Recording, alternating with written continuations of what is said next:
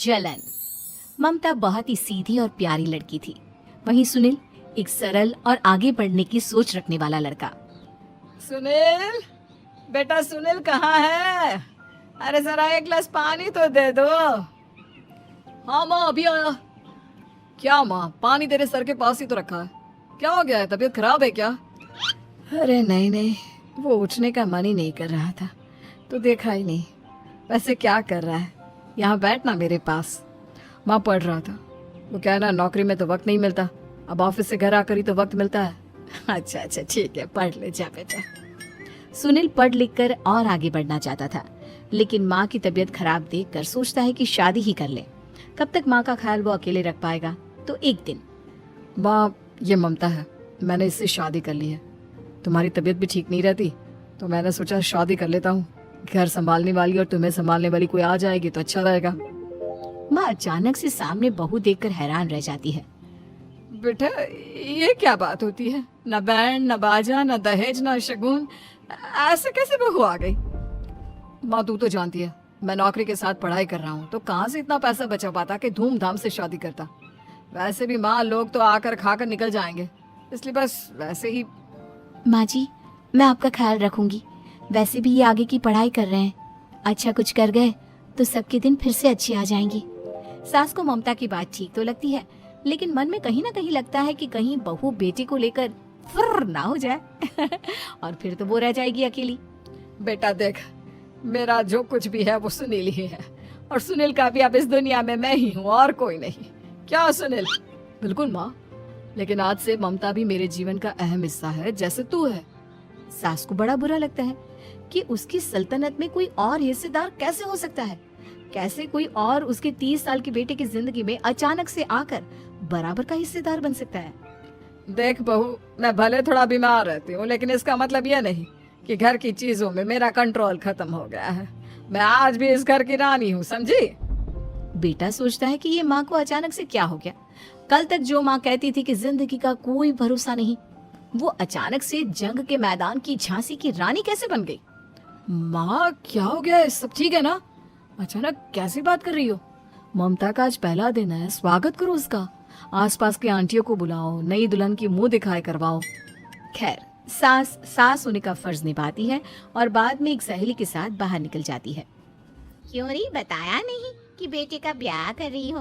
वैसे तो सारा दिन हम ही में घुसी रहती हो। अरे मुझे भी तो अभी पता चला, यूं अचानक सर पर लेकर आ गया। कहता है बहू है माँ तुम्हारी। अब इसको भी इतना ही मैं प्यार करता हूँ जितना तुझे करता हूँ। लो जी, ये क्या बात होगी? क्यों इतना प्यार करता है? अरे माँ का प्यार तो ज्यादा होता है। अब उसको तो कोई दूसरा पति मिल सकता है, लेकिन तुम ही बताओ, क्या माँ की ममता किसी और की हो सकती है? ना जी ना, बेटे को समझाओ ये बात।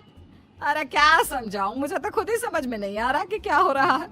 जो बेटा कल तक माँ माँ करता था, अचानक से बीवी बीवी का राग आलाप रहा है। देखा, उसकी बीवी ना सुंदर और जवान है। सुंदरता के आगे तो एक से एक नहीं टिके। तो तेरा बेटा किस खेत की मूली है? सास को भी समझ में आ जाता है कि बहू की सुंदरता के आगे माँ का प्यार किसी काम का नहीं। उधर बीवी, ए जी, अम्मा जी सहेलियों को छोड़ने गई थी, अभी तक आई नहीं, हम देख आए क्या? अरे रहने दो ना, आ जाएंगी। कहाँ जाएंगी, उनकी आदत है, एक बार जाती है तो पूरी पंचायत खत्म करके ही आती है। अच्छा ही है, खाना वाना खा कर गई होगी। छोड़ो ना, घूमेगी तो खाना पचेगा, नहीं तो ऐसे ही खाट पकड़ लेगी। बहू भी शांत हो जाती है। उधर सास सोचती है कि आज थोड़ा देर से ही घर जाती हूँ, जब बेटा परेशान होकर ढूंढेगा तब मजा आएगा। बीवी को खुद ही पता चल जाएगा कि माँ के आगे उसकी दाल नहीं गलेगी। लेकिन वहीं दूसरी ओर घर पर, ए जी, माँ जी अभी भी नहीं आई, हमको तो घबराहट हो रही है कि क्या करें, जाकर पता करें किसी के घर। अच्छा, कहाँ जाओगी ये भी बता दो। पहला दिन है तुम्हारा इस घर में और एक ही दिन में मोहल्ला छानोगी क्या? हाँ तो आप भी तो नहीं जा रहे हैं ना, हमको फिक्र हो रही है। अरे यार, ये रोज का है अम्मा का, खाओ और सो जाओ। बस फिर क्या था। बेटा बहू खाना खाते हैं और कमरे में सोने चले जाते हैं। उधर जब सास को कोई देखने नहीं आता तो वो हार कर घर आ जाती है, जहाँ वो देखती है कि सारे घर की लाइट्स बंद है। सास को गुस्सा आता है, बहू, ममता बहू कहाँ हो? लेकिन सारे दिन की थकी बहू को ऐसी नींद आती है जैसे किसी ने भांग की गोली खिला दी हो। वो तो नहीं उठती। उठकर आ जाता है बेटा। अरे क्या बात है अम्मा, काहे चिल्ला रही हो? अरे सो जाओ ना, सुबह की थकी है बहू, वो सो रही है, जोर से बोलोगी तो नींद खुल जाएगी उसकी। माँ को गुस्सा आ जाता है। फिलहाल तो सो जाती है, लेकिन मन ही मन ढेर सारा जहर बहू के लिए भरा होता है। सुबह बहू चाय बना रही होती है कि सास धीरे से गैस तेज कर देती है, जिससे चाय का बर्तन जल जाता है। और जैसे ही बहू चाय का बर्तन उठाती है, उसका हाथ जल जाता है। मेरा हाथ जल गया। वो जोर जोर से चिल्लाकर इधर उधर भागती है कि सास थोड़ी देर में उसके हाथ में पानी डाल देती है। हाय रे बहू, क्या कर रही हो? पहली बार रसोई छुई हो क्या? सासू माँ, गलती से गैस तेज रह गई थी और बर्तन जल गया, जिससे मेरा हाथ जल गया। हाय रे, कितना गंदा दाग, छी छी छी छी, मुझे तो उल्टी आ रही है तेरा गला हुआ मांस देखकर। तू ना मुझे अभी साथ से खाना मत लगाना। बहू भी खुद का हाथ देखती है तो उसे भी रोना आ जाता है। कुछ दिनों के बाद सास की सहेली आती है, बहू चाय बनाकर लाती है। उसके जाने के बाद सहेली कहती है, बहू की सुंदरता ऐसी है कि कोई भी दीवाना हो जाए। वैसे तेरे बेटे का क्या हाल है? अरे वैसा ही है, बहू के पीछे लट्टू। क्या करूं, कुछ समझ में नहीं आ रहा। मैंने तो बहू के चेहरे पर दिवाली के पटाखे की चक्री फेंक दी, उसका पूरा चेहरा जल गया। अब देखो ना रही सुंदरता, और ना ही अब मेरा बेटा उसे पूछता है।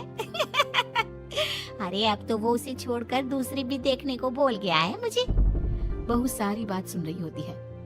आंटी, एक बात बताइए, क्या भरोसा है कि दूसरी सही आए और आपके अनुसार रहे? देखिए आंटी, मेरी सासू माँ को गलत बात सिखाने की जरूरत नहीं है। हमारा परिवार साथ में खुशी से रह रहा है। देख बहू, मेरी सहेली की बेइज्जती ना कर, वही अच्छा रहेगा तेरे लिए, समझी? बहू नहीं मानती है। वो बार बार उनकी सहेली को घर से निकल जाने को कहती है। तभी सास की सहेली पास के चूल्हे से लकड़ी लाकर बहू के चेहरे पर लगा देती है। बहू जोर जोर से रोने लगती है। अरे ये क्या कर दिया? मैंने कहा किया, ये तो तूने किया। तू ही नहीं चाहती थी कि बहू बेटी के साथ रहे, भला मैं क्यों करूंगी? मैं तो चली, निपटो अब। बहू रो रही होती है, दर्द से चिल्ला रही होती है, लेकिन सास उसे डॉक्टर के पास नहीं ले जाती। तभी पति आता है। क्या हो गया ममता? ये दाग कैसे लगा? तुम कैसे जली? ममता कुछ नहीं कहती, बस दर्द से करा रही होती है। पति माँ की तरफ देखता है। हो ना हो माँ, ये पक्का आपका काम है। आप ही ममता से जला करती थी ना। देखना माँ, अब पुलिस आएगी, केस बनेगा, लेकिन पहले मैं ममता को अस्पताल लेकर जा रहा हूँ। सभी अस्पताल जाते हैं, जहाँ डॉक्टर ममता की सास से कहते हैं, आपने तो नहीं जलाया ना बहू को? अब ममता की सास के तो पसीने छूट रहे होते हैं। वो घबरा कर कहती है, ना ना डॉक्टर साहब, कैसी बात करते हैं? हम क्या जलाएंगे अपनी बहू को? डॉक्टर ममता के पति से पूछते हैं।